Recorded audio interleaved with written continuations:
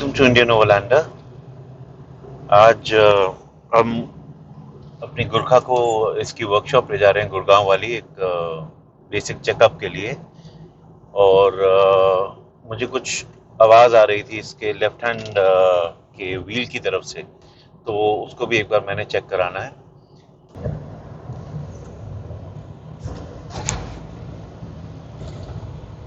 दिल्ली में मौसम बहुत अच्छा है, साथ साथ ट्रैफिक भी बहुत अच्छा हो जाता है यहाँ पे।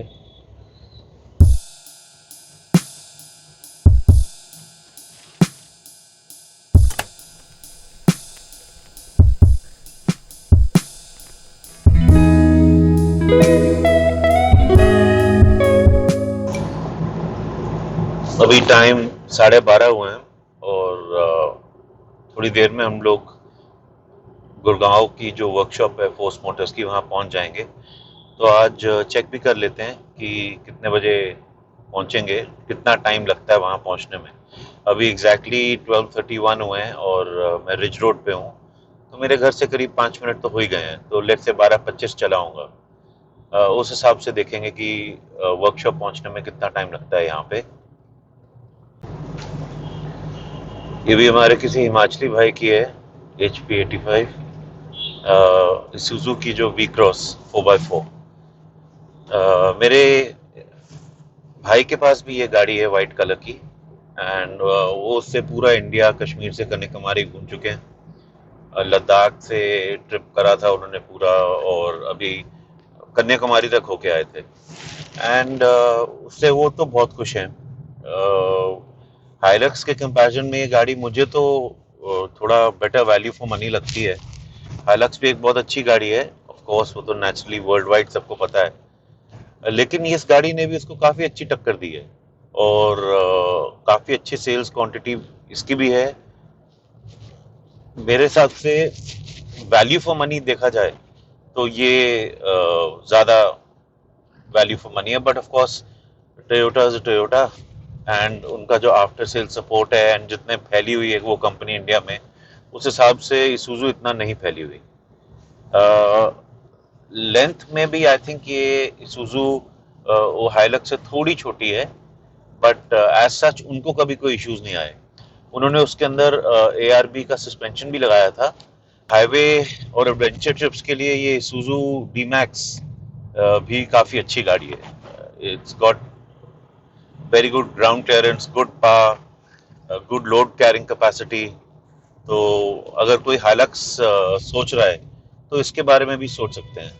जबकि आजकल हाइलक्स के ऊपर काफ़ी अच्छे डिस्काउंट भी मिल रहे हैं।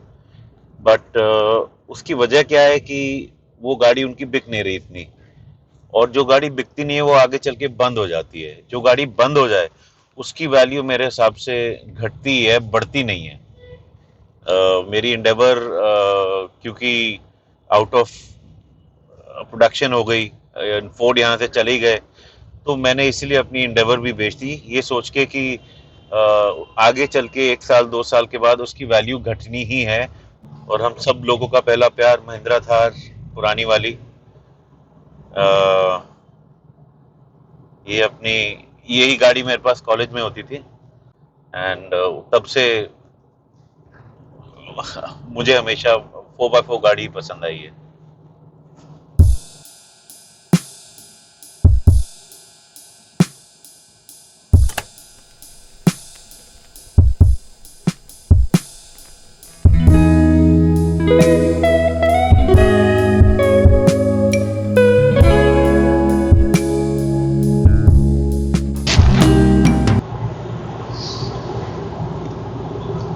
गाड़ी की एवरेज की बात कर लेते हैं। लास्ट फिलअप के बाद मैंने कल फिलअप कराई थी गाड़ी अपनी, और मैं हमेशा टैंक टू टैंक ही कराता हूँ, उससे मुझे क्लियर हो जाता है क्या मेरी एवरेज आ रही है। करीब 450 किलोमीटर चलने पे मेरे 45 लीटर्स, 44.9 और समथिंग ऐसा कुछ लीटर्स में गाड़ी फुल हुई थी, which comes to an average of 9। और लास्ट फिलअप से इस फिलअप तक मैं मेनली सिटी में ही चलाई है विद AC। तो इन सिटी विद AC 9 की एवरेज मुझे डीजल ट्रॉनिक के साथ आराम से मिल रही है। I think I have been driving in P1 mode.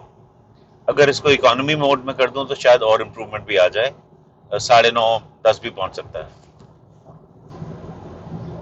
ये दिल्ली जयपुर की ऑल इलेक्ट्रिक बस मैं पहली बार देख रहा हूँ। मुझे पता नहीं था कि फुली इलेक्ट्रिक इंटरसिटी भी चलने लग गई हैं, which is quite amazing.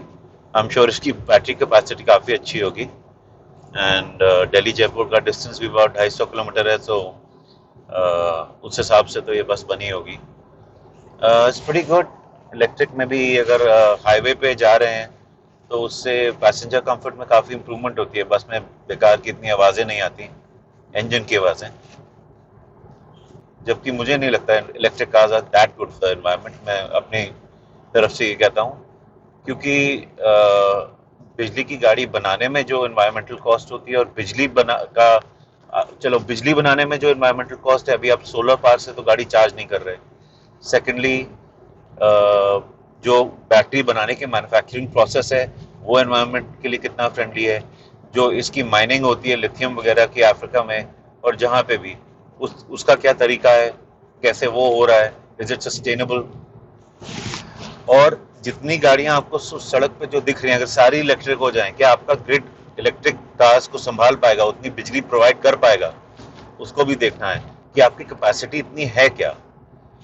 I personally feel कि hybrid cars are the right way to go. Hybrid cars के साथ आपको बेस्ट ऑफ बोथ वर्ल्ड्स मिलता है। मेरी कैमरी हाइब्रिड होती थी, उसमें मेरे को 19-20 की एवरेज आराम से मिलती थी सिटी के अंदर विद एसी ऑन, और कभी डर भी नहीं होता था कि यार फंस गए कहीं बैटरी डेड हो जाएगी, कभी ऐसा सोचा ही नहीं। नॉर्मल कार की तरह यूज करते थे। इसीलिए I feel hybrid cars are a better option than pure electric. Pure electric is good, आपने सिटी के अंदर चलाना है सिर्फ, ऑफिस से घर, घर से ऑफिस। उसके लिए भी आपको चार्जिंग पॉइंट तो ये देखना पड़ेगा ना, 10 गाड़ी इलेक्ट्रिक हो गई, चार्जिंग पॉइंट 2 हुए, तो फिर कैसे होगा काम कैसे चलेगा? I don't feel that electric cars are the future.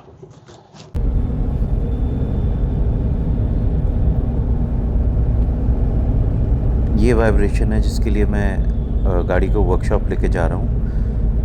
थोड़ा एक्सेलरेशन पे या ब्रेकिंग पे हल्का हल्का इसमें वाइब्रेशन आ रहा है, जो आपको दिख रहा होगा स्टीयरिंग व्हील के अंदर। अब इसके कई कारण हो सकते हैं, बेयरिंग भी हो सकती है, लो बॉल जॉइंट भी हो सकता है, टायर्स भी हो सकते हैं, व्हील बैलेंसिंग भी हो सकती है।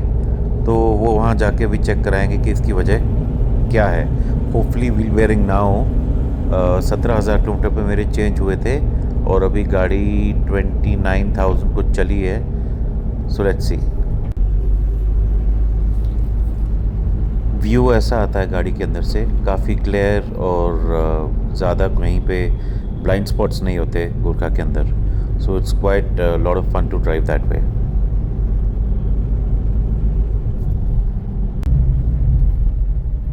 अब हम ऑलमोस्ट फोर्स मोटर्स के वर्कशॉप पहुंच गए हैं। आई थिंक 2-3 मिनट का रास्ता बचा है और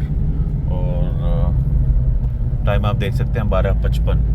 तो 25 पे चले और 55 पे पहुंच गए ऑलमोस्ट। तो I think it's a pretty good half an hour में अगर आप वर्कशॉप पहुंच जाते हैं तो अच्छा है। ऑफ कोर्स दैट डिपेंड्स आप कहाँ रहते हैं, गुड़गांव में कितना इशू आता है आने में, एंट्री करने में। लेकिन अलीपुर वाली वर्कशॉप से मुझे ये वर्कशॉप अब ज़्यादा कन्वीनियंट लगती है आने के लिए।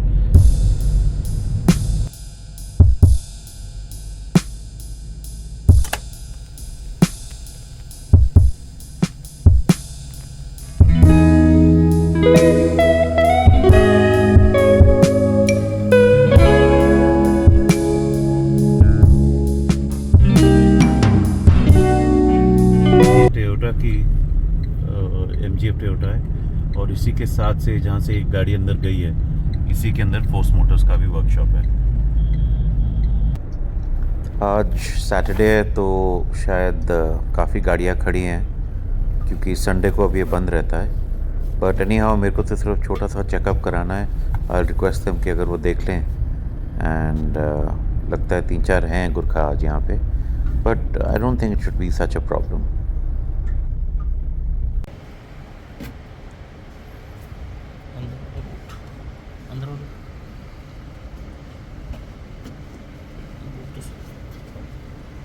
आप या तो टेस्ट ड्राइव ले लो।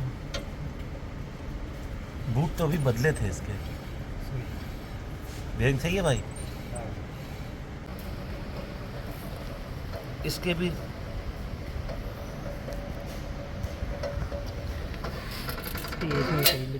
सीवी लोअर बॉल जॉइंट सही है, कोई पले वाला कोई कुछ नहीं है, ऐसी पले नहीं है आगे कुछ।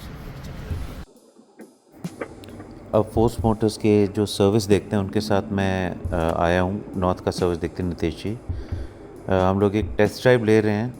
उसके अंदर साहब को लग रहा है कि क्योंकि हमने ब्रेक और बेयरिंग्स ये सब अभी नीचे से देखे थे और व्हील में कहीं प्ले नहीं था, बेयरिंग की कोई आवाज़ नहीं थी, तो हो सकता है कि हमारे टायर्स का ही कुछ इशू हो, व्हील बैलेंसिंग का इशू हो सकता है, which is a relief. I am glad कि बेयरिंग्स वगैरह में कोई इशू नहीं आया और कोई इशू, कोई मेजर इशू नहीं है।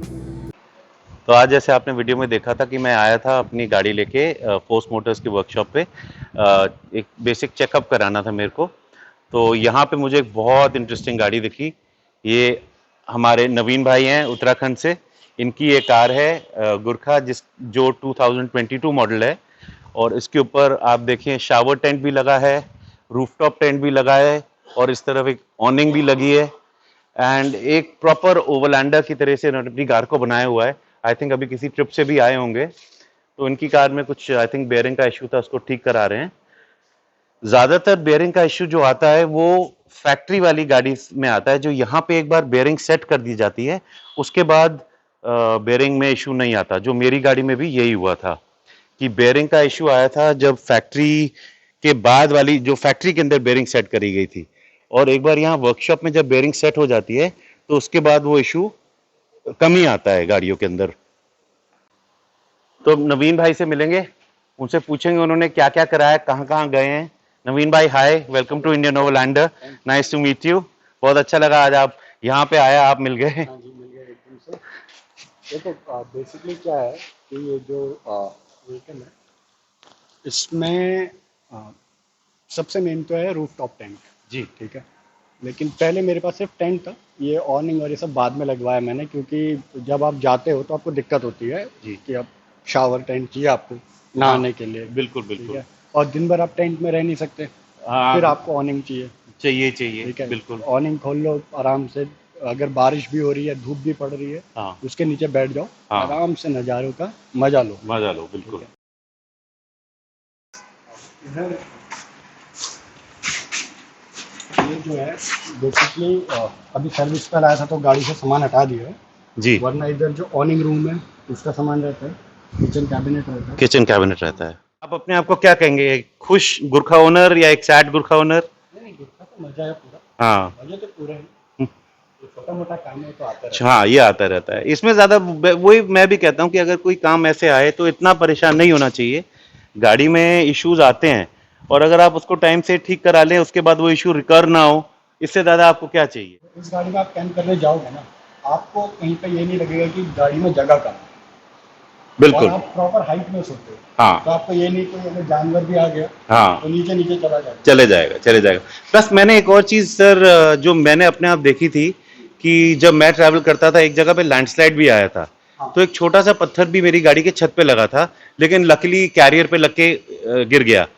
वही मैंने सोचा चाहे अगर कैरियर ना भी होता, कम से कम लोहे की छत तो है, वही फाइबर वगैरह की छत जो नॉर्मल जैसे थार वगैरह में होती है, उसके अंदर किसी की गाड़ी के अंदर पत्थर पूरा अंदर तक चला गया था। तो एक सेफ्टी पॉइंट ऑफ व्यू से भी मुझे ये गाड़ी ज्यादा स्ट्रांग लगती है, पूरा लोहा है, गाड़ी का बिल्ड बहुत अच्छा बिल्ड बहुत अच्छा है, बिल्ड क्वालिटी बहुत हैवी है। है। तो ये जस्ट एक शॉर्ट विजिट थी वर्कशॉप को। मुझे डाउट था कि कुछ स्टीयरिंग में प्ले आ रहा है या कहीं बेयरिंग्स खराब ना हो, जो होना नहीं चाहिए वैसे। तो मैं यहाँ लेके आया था, उन्होंने फटाफट से मतलब उसको चेकअप करके एक बार जो चेक करना होता है बेयरिंग्स का, जो मेन है कि व्हील के अंदर प्ले आ रहा है या कोई आवाज़ आ रही है, उन्होंने चेक कर लिया और कुछ नहीं पाया गया। तो अब जैसे मैं आया हूँ, कुछ चेक कराया है, उनके लेबर लगी, उनके आदमी ने काम करा, कुछ भी उनका टाइम लगा। तो एक तरह से कॉम्प्लीमेंट्री उन्होंने दिया। उन्होंने ये नहीं कहा कि अरे आप की गाड़ी अंदर आ गई है, जॉब कार्ड खुला है या कुछ है तो हमको 300 400 500 1000 रुपये खुद दे के जाओ। तो ये भी सोचना चाहिए कि किसी की कंपनी को ऐसे बोलना कि बिल्कुल ही खराब सर्विस है या केयर नहीं करते, इससे पहले सोचना चाहिए बोलने से पहले। मैंने तो हमेशा अच्छा एक्सपीरियंस ही पाया है जो मैं आपको बताते रहता हूँ। और बाकी मेरा किसी को कन्विंस करने का नहीं है कि मैं किसी को कन्विंस कर रहा हूँ कि नहीं नहीं भैया ये गाड़ी बहुत अच्छी है, सर्विस बहुत अच्छी है। सबके अपने अपने इश्यूज होते हैं और मैं अपनी ही बात कर रहा हूँ कि मेरा एक्सपीरियंस क्या कह रहा है। दूसरों के एक्सपीरियंसेस अलग भी हो सकते हैं। आज वर्कशॉप में जो गुरखा हमको दिखी भगत जी की, नवीन भगत जी की, बहुत एडवेंचरस एक आदमी है, अपना ट्रिप्स करते हैं और बाय चांस उनसे मुलाकात हो गई। एस्ट्रोलॉजी में भी काफ़ी उनका अच्छा पकड़ है and he teaches astrology as well. तो जस्ट उसकी गाड़ी देख रहा था किस तरीके से उन्होंने पूरा सेटअप करा हुआ है, एडवेंचर हट डॉट इन की चीज़ें लगाई हुई हैं। मैंने उन चीज़ों की कॉस्ट नहीं ली। एक टाइम पे ये चीज़ें इंडिया में मिलती नहीं थी और अच्छा लगा कि ये इंडिया में अब बनने लग गई हैं और सबको मिल सकती हैं। और इस तरह के अगर आपका लाइफस्टाइल है या आपको हॉलीडेज इस तरह की पसंद है जिसमें कहीं भी चले जाओ, गाड़ी खड़ी कर दो, spend a night, spend 2 days, अपना खाना बनाना, अपना सब कुछ करना, तो अब वो काफ़ी लोगों के लिए इजी रहेगा क्योंकि यहाँ पे भी अब एक अच्छे रेट पे आपको चीज़ें मिल सकती हैं। मैं भी इनकी साइट पे जाके चेक करूँगा कि क्या क्या इनके प्रोडक्ट्स हैं। और बाहर से पहले हम लोग मंगवाते थे तो काफ़ी महंगा पड़ता था। आई एम श्योर उसके हाफ रेट पे तो होना चाहिए। वो मुझे अभी आइडिया नहीं है कि क्या रेट है। For an overlander it's a great thing these equipments are available now, especially a good rooftop tent, shower tent, awning, cooking के लिए सामान। अब तो डिकैथलन में भी काफ़ी चीज़ें मिल जाती हैं। तो जो मेरे स्टीयरिंग के अंदर थोड़ा सा हिल रहा था जिसका मैंने छोटा सा क्लिप डाला था, उसके बारे में पूछा तो उन्होंने कहा हो सकता है आपके जो टायर्स कुछ अनबैलेंस्ड हों, तो बैलेंसिंग एक बार आप अपनी गाड़ी की चेक करा लीजिए। व्हील बैलेंसिंग, तो व्हील बैलेंसिंग मैंने इसकी 1 अगस्त को कराई थी और अब मिड सितंबर हो गया है, तो 45 डेज हो गए हैं। वैसे इतनी जल्दी आउट होनी चाहिए नहीं है, लेकिन अगर मे बी ये रगड टेरेन टायर्स में ज़्यादा जल्दी जाते हों, आपके ऑल टेरेन या हाईवे टेरेन टायर्स में व्हील बैलेंसिंग अलाइनमेंट में ज़्यादा इशू नहीं आता होगा। लेकिन अगर कोई मड टेरेन टायर्स या रगड टेरेन टायर्स यूज़ कर रहा है तो आई थिंक उनके अंदर वेयर एंड टेयर थोड़ा अनइवन हो सकता है जिसकी वजह से इशू आए। तो टायर्स आप हमेशा अपने यूज़ केस के हिसाब से लें तो बेटर है। गाड़ी कैसी दिख रही है उसके हिसाब से ना लें। अगर आपकी गाड़ी ज़्यादातर हाईवे पे ही चलनी है और आपने बहुत ज़्यादा ओवर लैंडिंग या ऑफ रोडिंग नहीं करनी, तो प्लेन ऑल टेरेन टायर्स ही आपको सूट करेंगे। उसमें आपकी अच्छी खासी ऑफ रोडिंग भी हो जाती है और नॉर्मल हाईवे ड्राइविंग में भी आपका ठीक रहता है। हाईवे टेरेन टायर्स मैं नहीं रेकमेंड करूँगा बिकॉज उसमें फिर ऑफ रोडिंग आप बिल्कुल नहीं कर पाएंगे। रगड टेरेन टायर्स में ये है कि थोड़ा मडी टाइप की ऑफ रोडिंग आपकी और आराम से हो जाएगी, और मड टेरेन में तो आपको पता ही है कि एक्सट्रीम ऑफ रोडिंग भी हो जाती है। उनकी साइड वॉल्स भी काफ़ी स्ट्रॉन्ग रहती हैं, तो उससे आपकी राइड क्वालिटी भी स्टेप हो सकती है। But for overall comfort and usage, all terrain tyres I would say would be more appropriate. एक बहुत ही अंडररेटेड कार है ये PUV या बोलेरो नियो जिसको कहते हैं। बहुत अंडररेटेड कार है स्पेस वाइज और जो इसके फंक्शंस हैं। और अगर आप इसका टॉप मॉडल लें तो उसमें MLD भी मिलता है, शायद यू कैन चूज इट। तो बहुत ज़्यादा स्पेस, कंफर्ट और रोड प्रेजेंस भी इसमें काफ़ी अच्छी है एट द प्राइस। 11-12 या 12-13 मैक्सिमम ऑन रोड के अंदर ऐसी गाड़ी, I think it's a great deal. And इसकी ज़्यादा बिक्री होनी चाहिए थी। आई डोंट नो व्हाई इतनी बिक नहीं रही है ये। ज़्यादातर लोग फिर स्कॉर्पियो पे ही जा रहे हैं। ट्रैफिक के अंदर ऐसा व्यू दिखता है गुरखा की ड्राइवर सीट से। काफ़ी विजिबिलिटी क्लियर है जैसे मैंने पहले भी बताया था, और दूर तक आपको पता चलता है कौन सी लेन चल रही है, कौन सी रुकी हुई है। तो in traffic it's quite easy to manoeuvre in the city. That's one of the points I been making about this car always.